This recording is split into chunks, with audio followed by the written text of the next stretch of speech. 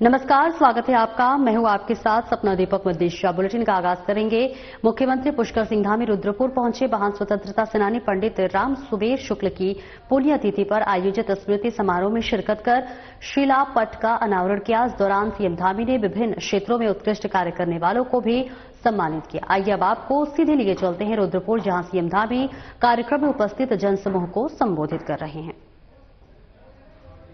शुक्ला जी ने और हमारे आज के कार्यक्रम के अध्यक्ष दिनेश शुक्ला जी ने बहुत अच्छा करवाया कि विभिन्न क्षेत्रों में जो उत्कृष्ट करने वाले लोग हैं, जैसे डॉक्टर साहब का शुरू में रश्मि जैन जी का, तिवारी जी का, अनेक लोगों को मैं खुद जानता हूं।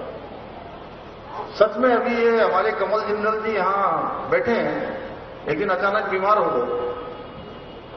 इनको भी फिर से उसी तरह तंदुरुस्त बनाने में बहुत बड़ा योगदान देने वाले डॉक्टरों में से एक। किसानों के क्षेत्र में, व्यापारियों के क्षेत्र में, समाज सेवा के क्षेत्र में, अनेक क्षेत्रों में जिन्होंने उत्कृष्ट प्रदर्शन किया है, उन सभी को यहां पर आज सम्मानित भी किया गया है। मैं आज के इस अवसर पर सम्मानित होने वाले सभी सम्मानित जनों को भी अपनी ओर से बहुत बधाई देता हूं, बहुत उनको शुभकामनाएं देता हूं। और ये सम्मान आप लोगों की उत्कृष्टता के लिए है कि आपसे प्रेरित होकर समाज जीवन के क्षेत्र में, लोगों की सेवा के क्षेत्र में और भी प्रेरित होकर लोग इसी प्रकार के सर्वोत्तम कामों को आगे बढ़ाने का काम करेंगे।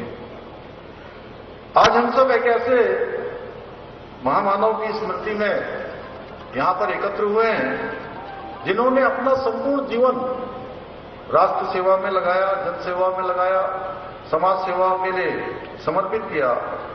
पंडित राम सुबेर शुक्ल जी ने अध्ययन करने के दौरान उनके राष्ट्र के प्रति समर्पण की भावना उनके अंदर विकसित हो चुकी थी। कभी कभी राजेश शुक्ला जी मुझे बताते थे, जब हम विधानसभा में होते थे, तो सच में ये बड़े प्रखर वक्ता थे। उसे शुरू से ही बड़े प्रखर वक्ता रहे। आज हालांकि इन्होंने कम बोला है, ये बोलते थे। और चूंकि ये जन्मजात नेता ही पैदा हुए थे, मैं एक सैनिक के परिवार में पैदा हुआ, तो सच में मैं बोलने में थोड़ा संकोच करता था। तो मैं इनसे पूछता था कि अरे आप बहुत अच्छे वक्ता हैं। तभी मुझे कहते थे कि ये मुझे मेरे पिताजी से विरासत में मिला है। उनके बारे में शायद भूल गए होंगे। ये कहते थे मुझे कि वो अपना बार बार शुगर टेस्ट करते थे। उस समय इतनी अच्छी मशीनें नहीं होती थी। मुझे बहुत सारे किस्से याद हैं उनको। शायद खाने से पहले सुई लगवाते थे, तमाम ऐसी बातें हैं। तो उन्होंने जब 1936 में लाहौर में अधिवेशन हुआ, और उस समय उनकी आयु मात्र 21 वर्ष की थी, और उस समय उन्होंने मोहम्मद अली जिन्ना के जो द्विराष्ट्रवाद का सिद्धांत था, उसका खुले मंच से विरोध कर दिया और पूरे देश का ध्यान अपनी ओर आकर्षित कर दिया। इतनी कम उम्र में, 21 साल की उम्र ही क्या होती है, छोटा सा बच्चा ही होता है। और उस उम्र में इसमें अदम्य साहस, स्पष्टता और राष्ट्रवादी जो विचारधारा से हुए एक छात्र नेता से पूरे देश के अंदर नवयुवकों की, युवाओं की, छात्रों की, सबकी आवाज बन गए। और महात्मा गांधी जी के जो आदर्श थे वो उनके मन के अंदर घर गए। उसका इतना प्रभाव हुआ कि उन्होंने कानून की प्रैक्टिस को छोड़कर स्वयं को स्वतंत्रता आंदोलन के लिए समर्पित कर दिया। और उस दौरान उनको कई बार गिरफ्तार भी किया गया, यातनाएं भी मिली। उसके बावजूद भी वो डस से मस नहीं हुए, उनका उत्साह कभी कम नहीं हुआ, उनके कदम कभी डगमगाए नहीं, और लगातार वो आगे बढ़ते गए। वो अडिग रहकर साहस से, राष्ट्र निष्ठा के साथ निरंतर देश की आजादी के आंदोलन में जुटे रहे। और आगे बढ़ेंगे। उत्तराखंड में लंबे समय से खाद्य पूर्ति विभाग द्वारा राशन कार्ड के लिए ई-केवाईसी की प्रक्रिया चल रही है, जिसमें फिंगरप्रिंट और रेटिना स्क्रीन के जरिए केवाईसी की जा रही है। लेकिन राज्य के कई इलाकों में अभी तक लोगों द्वारा केवाईसी नहीं की गई है, क्योंकि विषम भौगोलिक परिस्थितियों और नेटवर्क कनेक्टिविटी इससे के लिए सबसे बड़ी चुनौती है। देहरादून जिला पूर्ति निरीक्षक के अग्रवाल ने बताया कि विभागीय मंत्री रेखा आर्या ने इस व्यवहारिकता को समझा और उन्होंने निर्देश दिए हैं कि यदि किसी ने ई-केवाईसी नहीं की है तो उसे बिल्कुल भी परेशान होने की जरूरत नहीं है। बताया कि जिन लोगों द्वारा अपनी ई-केवाईसी नहीं कराई गई है उन्हें राशन वितरित किया जाएगा, उनका राशन रोका नहीं जाएगा। साथ ही कहा कि ऐसे लोग अपने राशन डीलर के पास जाकर अपनी ई-केवाईसी करा सकते हैं। देखिए, भारत सरकार के दिशा निर्देशों के क्रम में जनपद देहरादून में समस्त राशन कार्ड धारकों तथा उनके परिवार के सारे सदस्यों की ई-केवाईसी का अभियान जारी है। इसकी तिथि जो है शासन द्वारा 30 नवंबर तक की बढ़ाई गई थी, रखी गई थी, जिसमें जो है हमने करीब 6 लाख लोगों ने जनपद देहरादून में ई-केवाईसी संपादित कर दी थी। लेकिन अभी काफ़ी संख्या में जो है लाभार्थी और जो हमारे जो कंज्यूमर्स हैं, उपभोक्ता हैं, वो रह गए थे ई-केवाईसी से। तो जिसको देखते हुए शासन ने 15 दिसंबर तक के लिए इसकी तिथि बढ़ा दी गई है और जो है ये अनिवार्य कर दिया गया है कि भाई आप जो भी अपनी जो नियरेस्ट दुकान है, उचित दुकान है, उस पर जाके अपना आधार कार्ड ले जाकर और अपना ई-केवाईसी करा लें। और विश्व निःशक्तता दिवस के अवसर पर राज्योत्सव स्पेशल स्कूल ऋषिकेश में विशेष बच्चों के लिए सांस्कृतिक कार्यक्रम और खेलकूद प्रतियोगिता का आयोजन किया। कार्यक्रम का उद्घाटन एसडीएम योगेश सिंह मेहरा ने किया। इस अवसर पर विद्यालय के बच्चों ने विभिन्न मनमोहक प्रस्तुतियां दी। उन्होंने विभिन्न खेलकूद प्रतियोगिताओं में बढ़कर चढ़कर हिस्सा लिया, जिसकी शहर के गणमान्य अतिथियों ने प्रशंसा की। बच्चों ने गणेश वंदना और मोबाइल की बढ़ती लत को लेकर शानदार कार्यक्रम प्रस्तुत किए। खेलों में रस्सा कस्सी, बाधा दौड़ और म्यूजिकल चेयर जैसे खेल प्रस्तुत किए। विजेताओं को एसडीएम ने पुरस्कार दिया।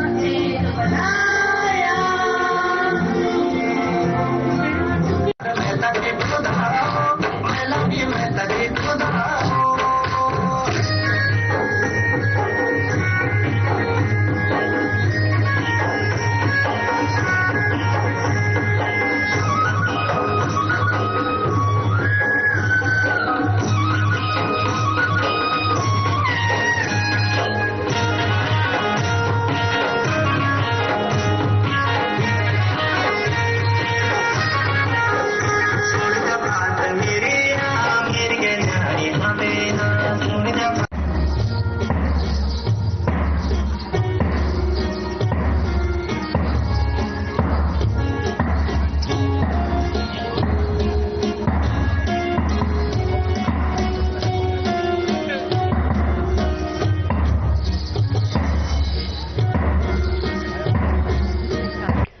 बच्चों की सुरक्षा को लेकर पिथौरागढ़ पुलिस ने सख्त रुख अपनाया है। इस क्रम में प्रभारी निरीक्षक कोतवाली बेरीनाग नरेश कुमार के नेतृत्व में जीजीआईसी स्कूल बेरीनाग में एक विशेष जागरूकता अभियान चलाया गया।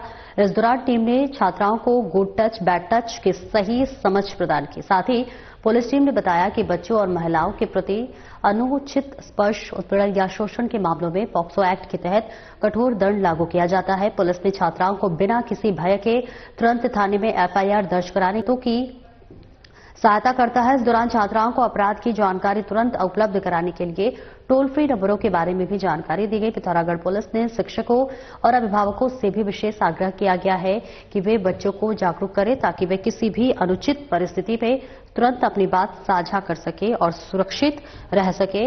ये पहल बच्चों को सुरक्षा के प्रति जागरूक करने और उन्हें किसी भी हमें बहुमूल्य समय हमें दिया है। हमारे एक निवेदन पे उन्होंने गैदरिंग करी छात्राओं की, इसके लिए मैं धन्यवाद करता हूं। और जैसा मैम ने बताया है कि बैड टच और गुड टच जो है बच्चियां छुपाती हैं और बताते नहीं है पेरेंट्स को भी, घर पे भी किसी को जानकारी नहीं देती हैं। तो हमें अगर इस तरह से बैड टच कर रहा है तो हमें घर में बताना है और अपने पेरेंट्स को कोई भी बात आपको शेयर करनी है।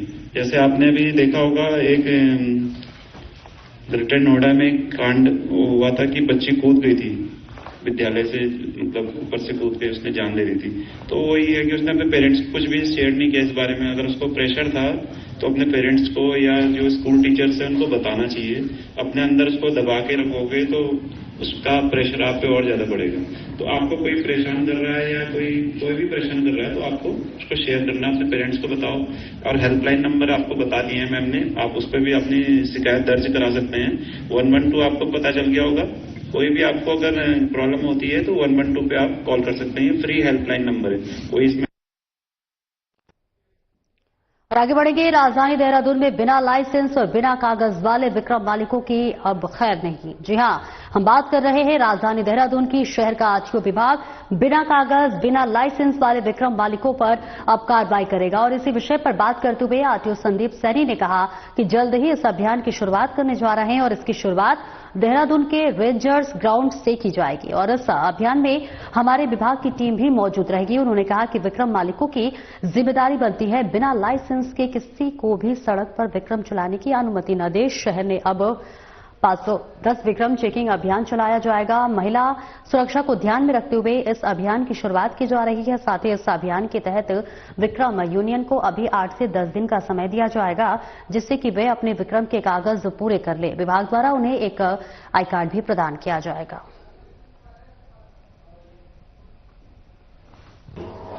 इसमें हमने ये सोचा है कि एक सत्यापन अभियान चलाया जाएगा जिसमें लगभग हमारे जो शहर के 510 के आसपास जो विक्रम्स हैं इनकी गाड़ी की कंडीशंस देखी जाएगी, वाहन मालिकों का और ड्राइवर्स का दोनों का सत्यापन किया जाएगा। इसमें हमारी पुलिस से वार्ता हो गई है, एक ऑफिसर वहां से डिप्यूट होगा, एक हमारी टीम यहां से डिप्यूट होगी और हम रेंजर्स ग्राउंड में हमारे जहां पर गाड़ियों को आजकल हम सीज कर रहे हैं तो हमारे पास पर्याप्त स्थान है, तो हम 8 से 10 दिन का समय लेते हुए इन सभी विक्रम चालकों का हम सत्यापन करेंगे।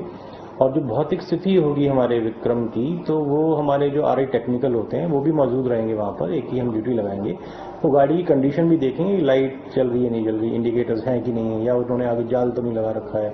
तो गाड़ी की कंडीशन भी चेक हो जाएगी और ड्राइवर का जो है वेरिफिकेशन भी हो जाएगा। क्योंकि कई बार शिकायतें ये आ रही हैं ड्राइवर के पास लाइसेंस नहीं है, मालिक ने किसी भी ऐसे ड्राइवर को दे दिया है जो दक्ष नहीं है और व्यवहार अच्छा नहीं है या कुछ नशा अगर वो करता है, तो वो बहुत सारी चीजें जो वेरिफिकेशन जब होता है जो ऐसे एंटी एलिमेंट से कोई एंटी चीजें होती हैं वो उसमें सुधर जाती हैं। और आगे बढ़ेंगे। शहर की स्वच्छता व्यवस्था को सुदृढ़ करने और कार्य प्रणाली में पारदर्शिता लाने के लिए देहरादून नगर निगम ने एक बड़ा कदम उठाया है। महापौर सौरभ थापलेवाल और नगर आयुक्त नमामि बंसल की उपस्थिति में कारगी चौक स्थित मैकेनाइज्ड ट्रांसफर स्टेशन ने 15 वार्डों में पायलट प्रोजेक्ट के रूप में ड्रोन के माध्यम से जीबीपी पॉइंट्स और कूड़ा डंपिंग स्थलों की निगरानी की शुरुआत की गई है। इस मौके पर नगर आयुक्त ने स्वास्थ्य अनुभाग को स्पष्ट निर्देश दिए हैं कि ड्रोन से प्राप्त डेटा पर तत्काल और प्रभावी कार्रवाई सुनिश्चित की जाए ताकि मॉनिटरिंग का लाभ जमीनी स्तर पर दिखाई दे। नगर आयुक्त नमामि बंसल ने कहा कि यह एकीकृत मॉनिटरिंग तकनीक नगर निगम के लिए कई मायनों में फायदेमंद साबित होगी। जहां एक और ये शहर की सफाई व्यवस्था को और अधिक सुदृढ़ करेगी, वहीं दूसरी ओर निगम को समय और संसाधनों की बचत के साथ साथ कार्य प्रणाली में सुधार सुनिश्चित होगा। ये पहल न केवल शहर को स्वच्छ बनाने की दिशा में एक तकनीकी छलांग है, बल्कि ये भविष्य की स्मार्ट सिटी मॉनिटरिंग का भी एक बेहतरीन उदाहरण है।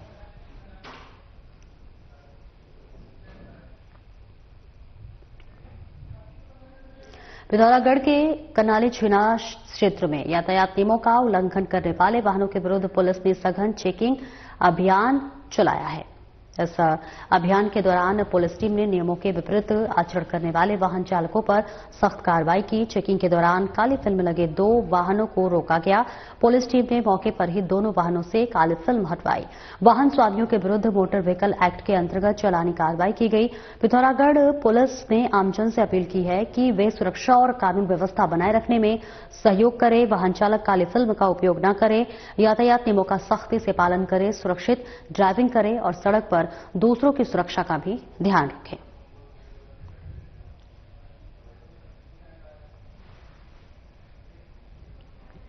पौड़ी में गुलदार के हमलों का सिलसिला थमने का नाम नहीं ले रहा। गजल्ट गांव में गुलदार ने एक और व्यक्ति को मौत के घाट उतार दिया। दरअसल गजल्ट गांव निवासी राजेंद्र नौटियाल गांव में मंदिर के में पूजा अर्चना कर अपने घर लौट रहा था। रास्ते में घात लगाए बैठे गुलदार ने उस पर हमला कर दिया। हमले में राजेंद्र की मौके पर ही मौत हो गई। गुलदार शव को घसीटकर झाड़ियों में ले गया। घटना की सूचना मिलते ही गांव में कोहराम मच गया। पूरे क्षेत्र में दहशत का आक्रोश का माहौल बना हुआ है। ग्रामीणों ने वन विभाग के कर्मचारियों को एक कमरे में बंद कर विरोध शुरू कर दिया। ग्रामीणों का आरोप है कि लगातार हो रहे गुलदार के हमलों पर विभाग कोई ठोस कार्रवाई नहीं कर रहा है। विभाग हर बार सिर्फ निचले स्तर के कर्मचारियों को भेजकर पर्दा झाड़ देता है, जबकि गांव में भय और दहशत का माहौल बना हुआ है। ग्रामीणों ने साफ चेतावनी दी है कि जब तक जिलाधिकारी और गढ़वाल डीएफओ मौके पर नहीं पहुंचेंगे, तब तक वन विभाग के कर्मचारियों को नहीं छोड़ा जाएगा। अपने उच्च अधिकारियों को बुलाया।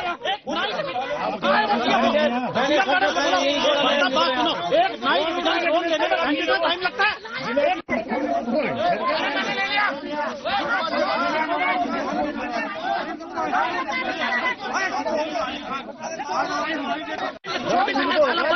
अधिकारी पौड़ी बीडीसी की बैठक में बोलती है किस बात का? पहले भी उन्होंने कहा था। नमस्कार दोस्तों, इस समय हम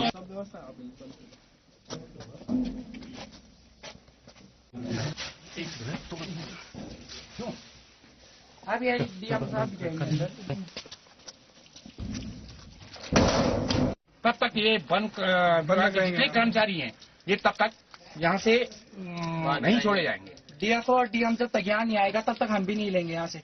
बोल दिया हमने, नहीं तो यहाँ हंगामा होगा बहुत करनाल वाला। एक नहीं जाएगा यहाँ से बच के, पहले ही बोल देता हूँ ऊपर वीडियो में। एसएसपी प्रवीण डोभाल के निर्देशानुसार अपराधों पर अंकुश लगाने और कानून व्यवस्था को मजबूत करने के लिए हरिद्वार पुलिस ने सुबह सवेरे एक व्यापक चेकिंग अभियान चलाया। एक्शन मोड में आई हरिद्वार पुलिस की टीमें मुख्य मार्गों, चौराहों और भीड़भाड़ वाले संवेदनशील इलाकों में पैनी नजर बनाए हुए हैं। अपराध पर सख्त नकेल कसने के उद्देश्य से चलाए जा रहे इस अभियान के तहत शहर से लेकर देहात क्षेत्रों तक संदिग्ध व्यक्तियों, वाहनों और गतिविधियों की गहन जांच की जा रही है। पुलिस अधिकारियों का कहना है कि सुरक्षा व्यवस्था को मजबूत बनाने के लिए यह अभियान लगातार जारी रहेगा, जिससे असामाजिक तत्वों में खौफ का माहौल बना रहे और आम जनता सुरक्षित महसूस करे।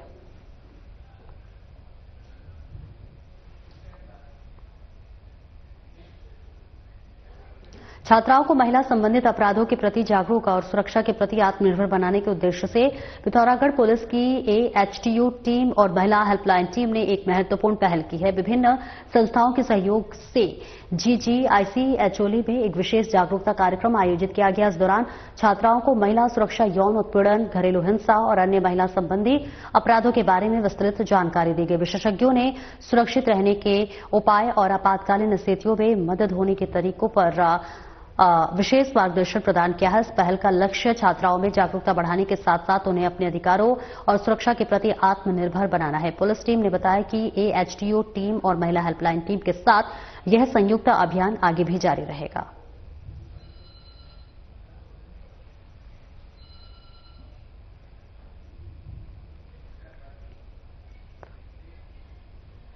और थराली के एक खेत में नवजात शिशु का सिर मिलने से सनसनी फैल गई। घटना की सूचना मिलते ही थाना थराली पुलिस पर तत्काल मौके पर पहुंची। मामले की संवेदनशीलता को देखते हुए चमोली एसपी सुरजीत सिंह पवार ने तुरंत संज्ञान लेते हुए कर्णप्रयाग पुलिस उपाधीक्षक त्रिवेंद्र सिंह राणा को जांच के निर्देश दिए।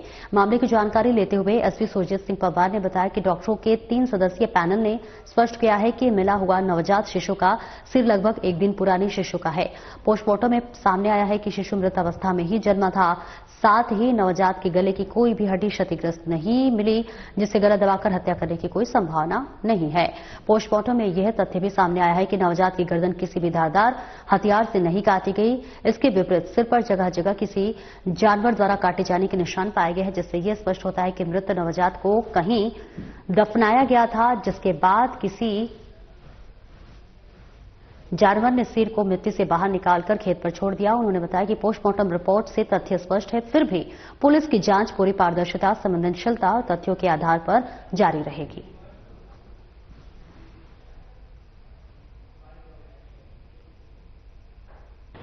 दिनांक 29 नवंबर 2025 को थराली थाना अंतर्गत क्षेत्र ग्राम हाट कल्याणी से आगे वाण मुंदोली सड़क मार्ग के पास में एक खेत में एक नवजात शिशु का सिर मिलने की सूचना मिली थी और इसके बाद जैसे ही सूचना मिली, इस संवेदनशील घटना को देखते हुए पुलिस की टीमें तत्काल वहां पर पहुंच गई थी। क्षेत्राधिकारी कर्णप्रयाग श्री TS राणा जी को वहीं कैंप करवाया गया और उनके द्वारा अपने पर्यवेक्षण में जो हमारा डॉग स्क्वाड है उसके ट्रैकर डॉग के द्वारा इसमें तलाश करवाई गई, जिसमें सड़क तक वो ट्रैकर डॉग पहुंचा। इसके अलावा ड्रोन कैमरे के द्वारा लगभग 15 किलोमीटर के रेडियस में सड़क मार्ग के किनारे सभी जगह पर तलाश कराई गई कि इसका धड़ कहीं पर मिल सके।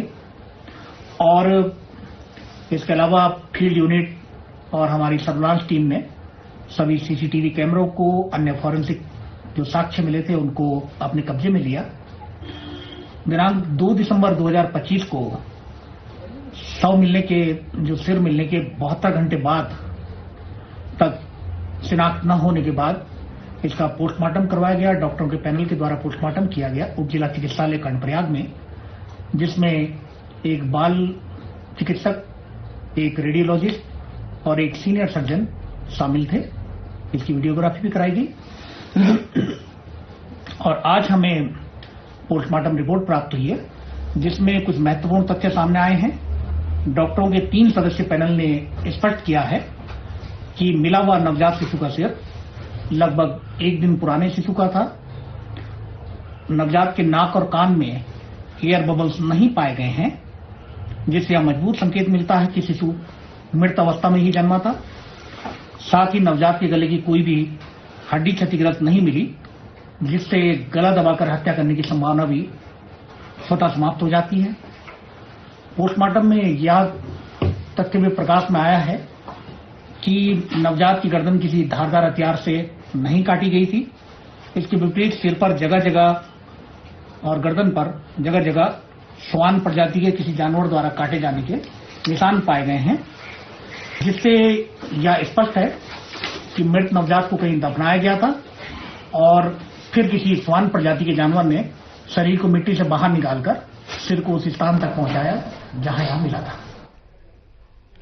और शहर में दुष्कर्म की शिकार हुई 8 साल की बेटी की वीडियो सोशल मीडिया पर वायरल करने वालों की मुश्किलें जल्दी ही बढ़ने वाली है। जो हां, पीड़िता की पहचान उजागर करने पर अज्ञात के खिलाफ दर्ज हुए मुकदमे में पुलिस ने पहचान करनी शुरू कर दी है। फिलहाल 3 महिलाओं के नाम वीडियो वायरल करने को लेकर राज सार्वजनिक हुए हैं, जिसमें प्रगति विहार निवासी संगीता ओनग्याल, गुमानीवाला श्यामपुर रार निवासी ओषा चौहान और 14 बीघा मुनिकरेती निवासी अनीता कोठियाल रचना में यदि और लोगों के नाम सामने आएंगे तो उनके नाम भी सार्वजनिक किए जाएंगे और उनके मुकदमे में नामजद करते हुए कड़ी कार्रवाई की जाएगी। सीओ पूर्णिमा गर्ग ने बताया कि विवेचक वर्षा रमोला इस मामले में गहनता से विवेचना करने में लगी हुई है। कानूनी तौर पर पीड़िता की पहचान जो है वो उजागर करना अपराध है। उन्होंने बताया कि करीब 1.5 महीने पहले शहर में एक मकान मालिक ने किराएदार की 8 वर्षीय बेटी के साथ दुष्कर्म की वारदात को अंजाम दिया था और इस मामले में पुलिस ने मुकदमा दर्ज कर आरोपी को गिरफ्तार कर जेल भेजा है। कुछ लोगों ने सोशल मीडिया पर बेटी और उसके परिवार की वीडियो वायरल कर पहचान उजागर कर दी है। पुलिस कप्तान अजय सिंह के निर्देश पर वीडियो का संज्ञान लिया गया और अज्ञातों के खिलाफ मुकदमा दर्ज हुआ।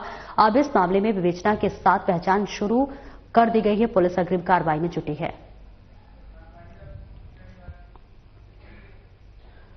फिलहाल इस बुलेटिन में इतना ही। नमस्कार।